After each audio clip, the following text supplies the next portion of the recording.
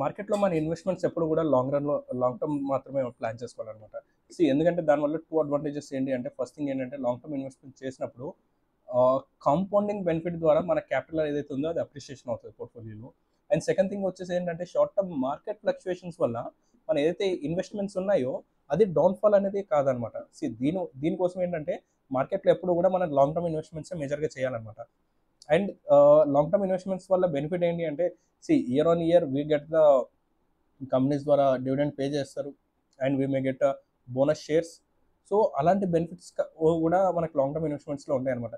ఎప్పుడైనా సరే మన ఇన్వెస్ట్‌మెంట్ అనేది సేఫ్‌గార్డ్ అవ్వాలి అంటే మాత్రం మనం పక్కాగా లాంగ్ టర్మ్ ఇన్వెస్ట్‌మెంట్సే చూస్ చేసుకోవాలి. క్యాపిటల్ అప్రిషియేషన్ అనేది చాలా హెవీగా అవుతదనమాట.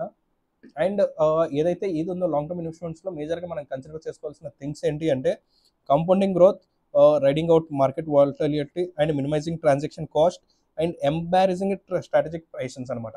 ఈ 4 థింగ్స్ ఎప్పుడైతే మనం మేజర్‌గా చూసుకుంటామో మార్కెట్‌లో we get a super returns from the long term investments అనమాట.